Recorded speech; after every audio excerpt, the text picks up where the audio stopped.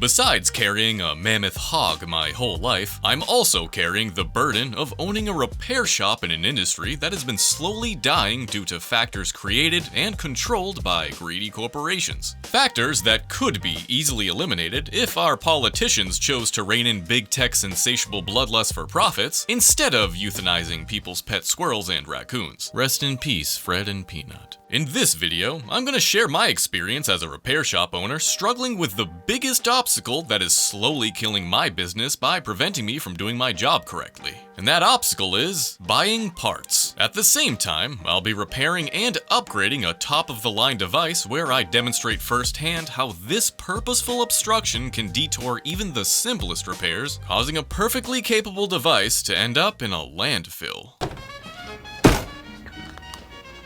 Gogurt. Have you ever had a Gogurt? Are you talking to me? Are you alive?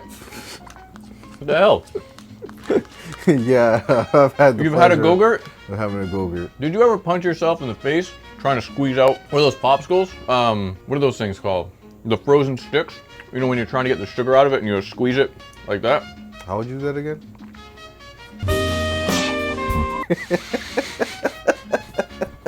You're not getting me twice. I remember when I was a kid, I busted my lip from squeezing it, and it slipped because it gets wet. I bust my lip. That's what she said. Yeah. Excuse me for eating this on camera. I'm tight on time. I got your mother in a few minutes. So what's on the agenda today? I already know. Why do I ask you this question? Lupe hates yogurts, guys. Lupe can't stand yogurt. No, I can't stand Greek yogurt. Yeah, it smells like shit. Oh, I thought I got you vanilla. Whoops. Yeah. That's why I said. That's why I made the joke. I asked for the Sargento snack packs and a vanilla yogurt. You got me Food Club snack packs and a peach yogurt. And you forgot the 5-hour energy.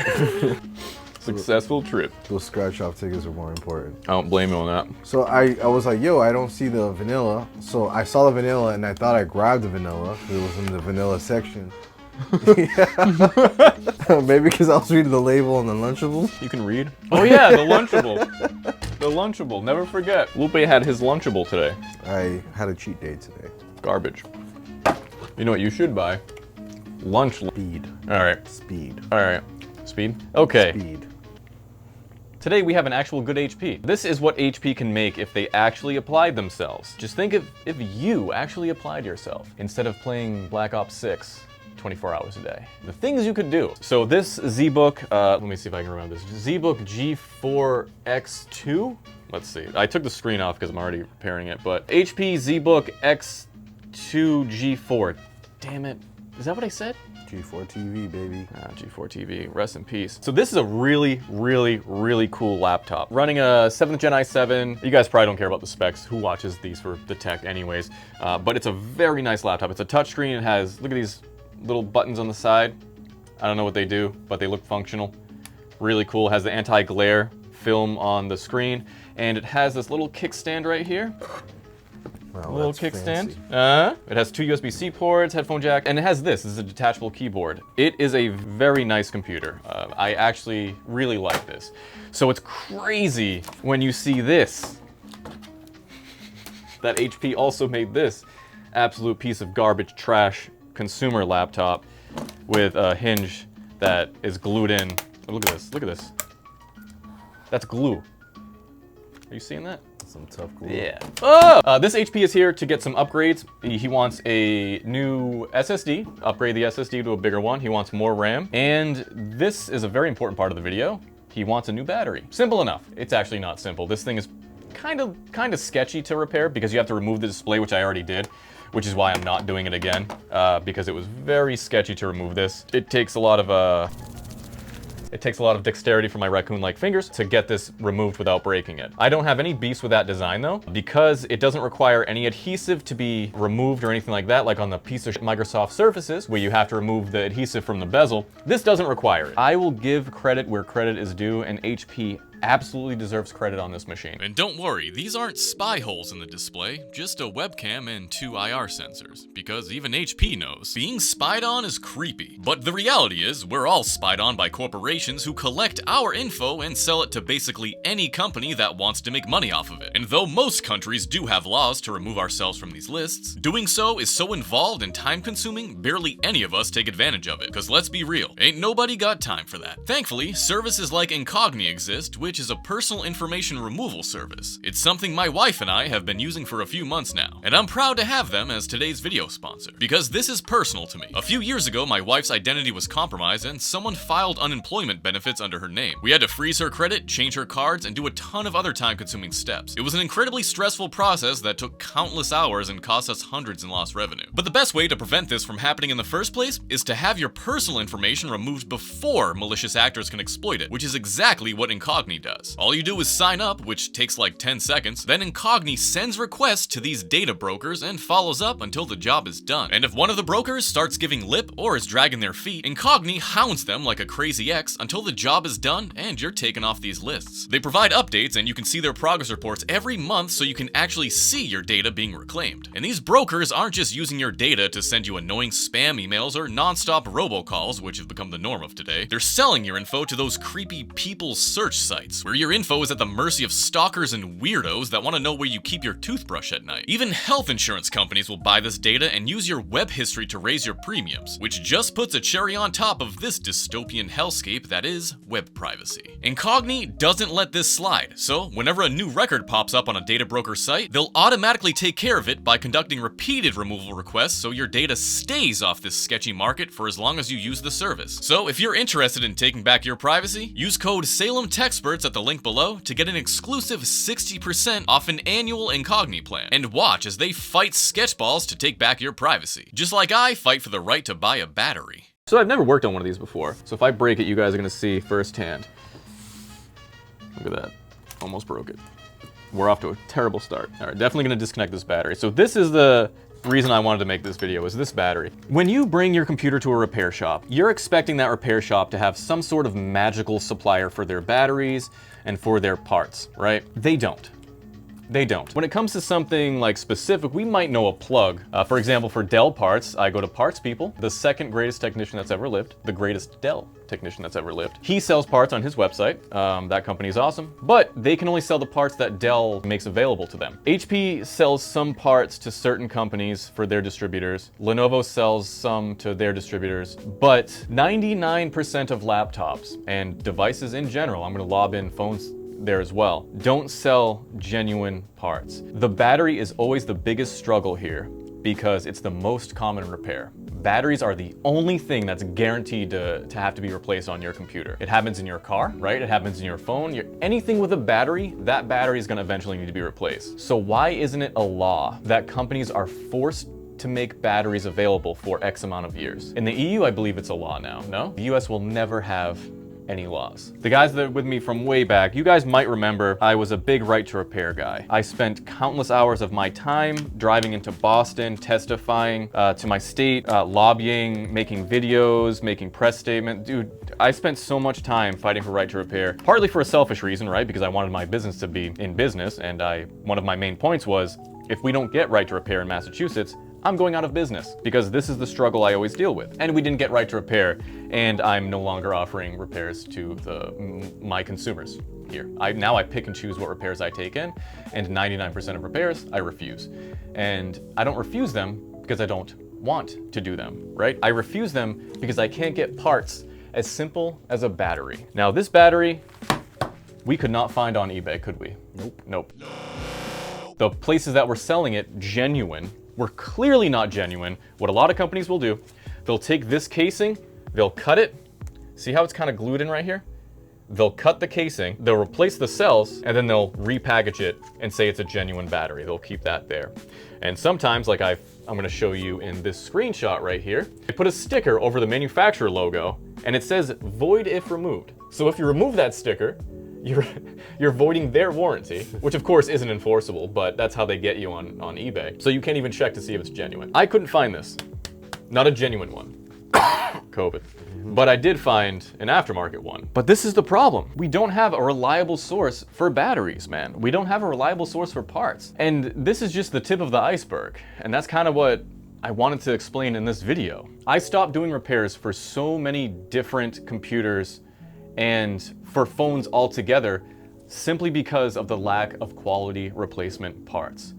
The parts that we get are the same ones that you see on eBay and on Amazon. It's not like we have some secret supplier. A large portion of my income back in the day was laptop LCD screen replacements. Now, what happened was a lot of laptops now have a fused screen where the LCD is fused to the touchscreen. So you can't replace just the glass. You can't replace just the touchscreen. You have to replace it as a whole. I'm gonna use Razer as an example on this one. I did a video a while ago, probably a year ago, where I had a Razer that I bought with a broken screen in attempts to resell it in the hopes of reselling it. And Razer would not sell me a screen. It was a proprietary 4K screen, beautiful screen. It was an OLED 4K screen, but Razer wouldn't sell me the replacement part. And that replacement part did not exist anywhere. It wasn't on AliExpress, it wasn't on Alibaba, it wasn't on eBay. I knocked on your mother's door, it wasn't there. I went to the guy that sells fentanyl out of a trench coat, he didn't have it. And I had no choice but to send it to Razer. And they charged me $600. Yeah, it was up there. They charged me $100 to just look at it. It was a fucking broken screen. And that is very frustrating. All these perfectly good computers and phones are ending up in the landfill because you can't get a simple part. Razer was my example. Another example, even if you can get the part, right? You have a Lenovo Yoga or a HP X360. You can find those screens on eBay, but those screens are aftermarket screens. And those screens have been replaced, so they've been refurbished. What happens is, whatever supplier, they get the broken screen, they remove the glass, they remove the LCD screen underneath, and then they put on a new screen with new glass. The problem is that the new screen is never the same quality because they're not getting the same glass that the supplier got, the original supplier, like HP. And it's usually misaligned. The bezels have there's like no room for error on the bezels, they're so thin. When the glass doesn't align properly with the frame that it's glued to, this plastic bezel right here is glued to the screen itself. It looks like this might not be glued. I'm not sure. It doesn't matter, but I'm just using this as a point. When they replace these for the aftermarket parts, even if it's misaligned by a millimeter, when I install that into a customer's device, that means that it won't be perfect. It won't be perfect. I can't click it in, the bezel won't fit. It'll look weird. The quality of the screen, like the display, it might be like fuzzy because the glass is different. There's always some sort of problem with the parts. And it got to the point where I stopped offering repairs for LCD screens. So that was a huge chunk of my profit that was gone because it simply wasn't worth the problems, the issues that I was having. It was hours at a time I would spend trying to get this part that clearly doesn't work, to get it to fit on a computer. It wouldn't work. So that's a huge chunk of my revenue gone because I can't get a part, a simple part, a screen, a battery. So the two most common replacements right here, two most common problems: screen replacement, battery replacement. You can't get either. Now, a lot of you guys might not remember this or might not even know this, but I used to repair phones. That was a large part of my business back in the day. Look at that. I remembered that. How many of you don't remember that? Because I usually don't remember that. Why don't this board come out? Snap. Oh yeah, forgot to remove that. I used to repair phones and I stopped repairing phones. Oh, look at that. They're all the same size. Nice. Beautiful. But I stopped repairing phones. Not because I didn't want to, because I like money. Most people like money. I stopped repairing phones because the part availability and the part quality was so bad that I was having more repairs come back than it was even worth. It was quite miserable. And a story that I always wanted to share is when I got COVID for the first time. Sorry, the second time I got COVID. That's when we both got COVID. And a few days before, I replaced a screen. It was an iPhone XS Max or something, 11 Pro Max. I get the best quality parts that I can possibly get from Injured Gadgets and from Mobile Centrics. These are the two main suppliers, the two major suppliers in the United States. I would always get the top of the line refurbished, like original screens, aftermarket glass parts. It's the best that you can get. It was an 11 Pro Max, and this lady brought it here because she was giving it to her son for his birthday the next day. She was gonna go over there and activate it the next day for his birthday. Or was it that weekend? I forget. Regardless, replaced the screen, went home, you know, and then the next few days I'm dying, literally friggin' dying, can't breathe. And I get an angry phone call. angry voicemail, angry text messages. That screen was ghost touching by itself. She was at T-Mobile trying to get it activated and she couldn't even press next. In the midst of me having COVID, I came over here, fixed her screen. I'm telling you, I don't even know how I drove. I probably shouldn't even have been driving, but I drove over here, 104-degree fever. I put her old screen back on. I put the old broken screen back on because I didn't have any other screens because the screens cost 150 bucks back then. And that's it. That's only one of a million stories I have. I had another story. I replaced an iPhone 8 Plus screen and something happened. I think the person, they saw a car accident. They tried to call 911 and it wouldn't work. The screen wouldn't work. There was no touch on the screen. And you might see I don't repair phones anymore. I don't repair phones anymore because of this. So that's one less service I can offer to my community because I can't get replacement parts. And now they do offer genuine replacement parts, but they're priced so expensive that it doesn't make sense for the customer to even replace it with me versus going to Apple or just doing it themselves or whatever. So that's the reason I stopped doing phone repairs. Now I'm gonna show a clip right here where I emptied out all the defects I had from 2 months of doing phone repairs. These were all the defects that I had. And every single one of those defects is at least 2 hours of wasted time. Having to go back and forth with the customer, having them come back, that's a wasted trip. It's not just the loss of revenue that happens here, it's the mental toll that it takes on you. Imagine if Michelangelo, not saying that I'm The greatest technician that's ever lived. or anything, but imagine if Michelangelo tried to paint the Sistine Chapel and the paint was defective. Imagine if the paint ran or something like that. I'm not a paint spurt. But that's what it feels like when you do a repair and you do everything right, man, perfectly. You do your job perfectly and the repair comes back because the part is bad. It wears you down, man. Like, it really wears you down mentally. With that said, let's clone over this drive. So we're gonna clone over this 256 gigabyte drive to a 1 terabyte WD Black. Now, this is our sophisticated cloning station. All you have to do is... Oh no, we gotta get you to a hospital.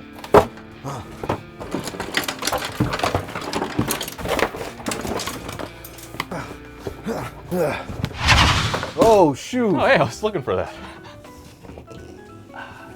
All right, now there's no sleep for the wicked. Clone disk, we're gonna clone this disk, okay. Our target disk is gonna be this guy, okay. And we are gonna rearrange these partitions, so I actually want this guy over here. There we go.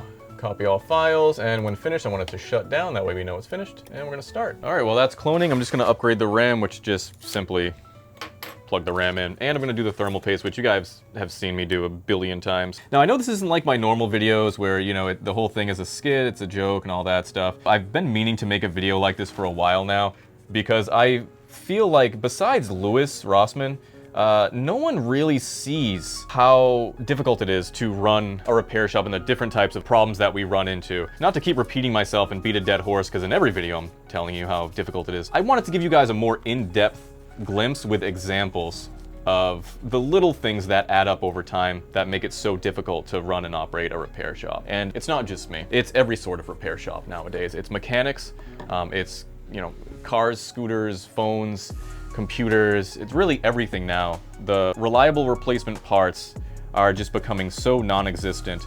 I don't know what we can do about it. The EU at least is doing something about it, but here in the United States, I gave up entirely. I don't think we'll ever have meaningful right to repair laws, so that's why I started making dick jokes on YouTube as a career instead of actually fixing things. Shout out to Louis Rossmann, because he worked so hard for so long to try to save this industry, but unfortunately, just like he concluded, it was a complete waste, because it's never going to happen. Once you see the inside politics involved, it's just not gonna happen. And I hope you guys at least get some sort of information, valuable information in this video. I hope I'm not just ranting for 10 minutes, 20 minutes, or whatever this is. I do hope you learn something. Maybe you can do something about it in the future. Those of you out there that are engineers or future engineers, keep designing things to be repairable. That's how you can help. Anybody that is politically active, you know, help us out by trying to get them to prioritize laws that make right to repair a right instead of just, you know, whatever it is now. So that's how it works.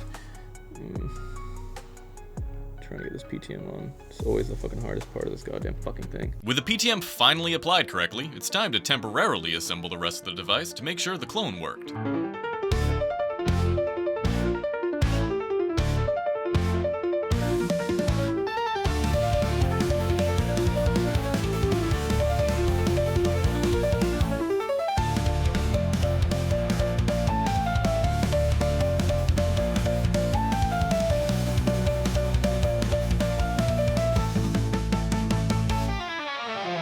And it did. The new battery will arrive this week, so fingers crossed it actually works. And for my fellow shop owners here in the US, I'd love to hear from you. Whether you own an auto shop or a computer repair business like mine, I'm curious what your experience has been the past few years and what you think is going to happen to your industry. And as always, thank you so much for watching. Your viewership has been my life raft off this sinking ship, especially those of you who have become members. Very special thanks to the greatest supporters that ever lived, whose names you see here. Besides your mothers, I don't know what I'd do without you all. So thank you. Enjoy these bloopers. Almost drooled.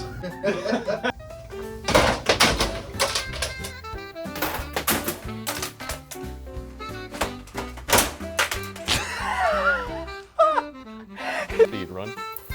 Actually, stop, go back. Sorry.